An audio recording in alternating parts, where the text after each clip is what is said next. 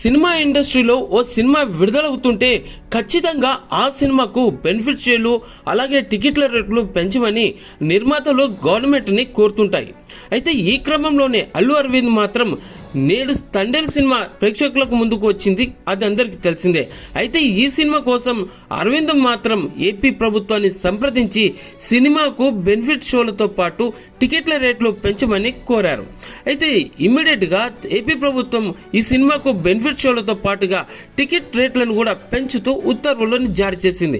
సరే, ఇదిలా ఉంటే ఈయన రేవంత్ రెడ్డిని మాత్రం ఎందుకు సంప్రదించలేదో ఈ విషయం మీద ఓ రిపోర్టర్ ఆయన్ని ప్రశ్నిస్తే, మేము తెలంగాణలో టికెట్లు పెంచమని అడగలేదు, అలాంటి అవసరం కూడా మాకు లేదని ఖరాఖండిగా చెప్పేశారు.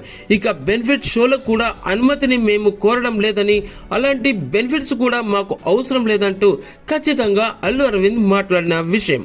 ఇక ఇదిలా ఉంటే తెలంగాణలో టికెట్ల రేట్లు పెంచడం గురించి అల్లు అరవింద్ చేసిన ఈ కామెంట్స్ ఇప్పుడు సోషల్ మీడియాలో మొత్తం వైరల్ అవుతున్నాయి. ఇక రేవంత్ రెడ్డి పుష్ప 2 సినిమా విడుదల తర్వాత అల్లు అర్జున్ టార్గెట్ చేస్తూ ఆయన్ని అరెస్ట్ చేసి జైలుకు పంపించారు కూడా.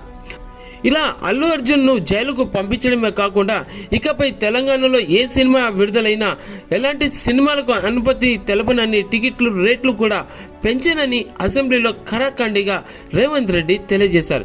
ఇక సినిమా సెలబ్రిటీలందరూ కలిసి రేవంత్ రెడ్డి భేటీలో ఇదే విషయం గురించి మాట్లాడినా ఆయన మాత్రం తన నిర్ణయం మార్చుకోనని అల్లు అరవింద్ ఖరాఖండిగా చెప్పేశారు. ఇక కానీ దిల్ రాజు సినిమాకు మాత్రం టికెట్ల రేట్లు పెంచుతూ అనుమతి ఇవ్వడంతో రేవంత్ రెడ్డి కూడా విమర్శలను ఎదుర్కొన్నారు.